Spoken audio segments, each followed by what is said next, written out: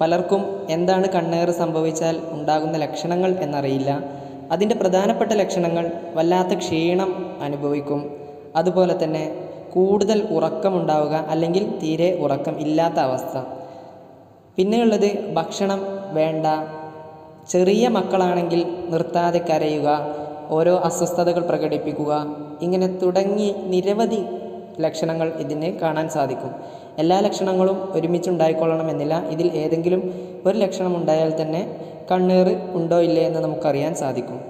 അത് അറിയാൻ വേണ്ടിയിട്ട് ഏതാനും ചില ദിക്റുകളാണ് നമ്മൾ ചൊല്ലേണ്ടത്.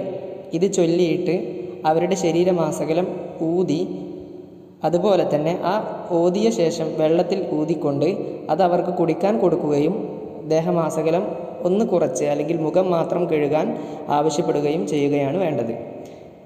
ഈ കാര്യങ്ങൾ ചെയ്യുമ്പോൾ, ഈ ദിക്റുകൾ ചെല്ലുമ്പോൾ ഈ പറയപ്പെട്ട വ്യക്തിക്ക് കണ്ണേർ ഉണ്ടെങ്കിൽ നിരന്തരമായി കോട്ടുവായ ഇടും.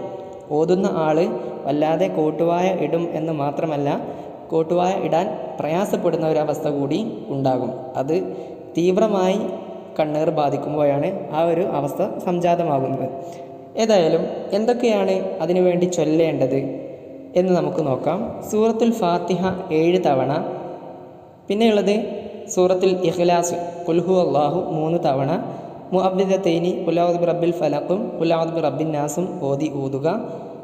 പിന്നെ സൂറത്തു ഷറഹ്, അതായത് അലം നശ്റഹ് ലക സദ്റക എന്ന് തുടങ്ങുന്ന സൂറത്ത് 7 തവണ ഊതുക. പിന്നെ ആയത്തുൽ കുർസി 7 തവണ. അത് കഴിഞ്ഞാൽ വേറെ ഒരു ദിക്റാണുള്ളത്, അത് സ്ക്രീനിൽ കാണുന്നത് പോലെ അത് 7 തവണയോ 11 തവണയോ 15 തവണയോ 21 തവണയോ എത്ര വേണമെങ്കിലും ഓതാം. കൂടുതൽ ആക്കുന്നതാണ് ഉത്തമം. അതിനനുസരിച്ച് ഈ കണ്ണേറിൻ്റെ പ്രയാസം നീങ്ങിക്കൊണ്ടേയിരിക്കും. ആ ദിക്ർ ഇങ്ങനെയാണ്: അദ്ഹിബിൽ ബഅസ റബ്ബൻ നാസി വഷ്ഫി അൻത ഷാഫി ലാ ഷിഫാഅ ഇല്ലാ ഷിഫാഉക ഷിഫാഉൻ ലാ യുആദിറു സഖമൻ വലാ അലമ അലം അഅഹദ് ഇലൈക്കും യാ ബനി ആദമ അല്ലാ തഅബുദു ശൈത്വാന ഇന്നഹു ലക്കും അദുവ്വും മുബീൻ. ഈ ചെറിയ ദിക്റാണ് ചൊല്ലേണ്ടത്. ഈ കാര്യങ്ങൾ ചെയ്തു കഴിഞ്ഞാൽ ആ വ്യക്തിയുടെ കണ്ണേറ് പൂർണ്ണമായും മാറും എന്നുള്ളതാണ് മഹാന്മാർ വിശദീകരിക്കുന്നത്. അതുകൊണ്ട് ഇതെല്ലാവരും ജീവിതത്തിൽ പ്രാവർത്തികമാക്കാനും എന്തെങ്കിലും കണ്ണേറിൻ്റെ ലക്ഷണങ്ങൾ കണ്ടാൽ അവരെ ഊതുകയും ചെയ്യുക. വുളുവോട് കൂടെ വേണം ഇതെല്ലാം ചെയ്യാൻ. അള്ളാഹു തൗഫീക്ക് നൽകട്ടെ. അസ്സലാമു അലൈക്കും വറഹ്മത്തുള്ളാഹി തആല വബറകാതുഹു.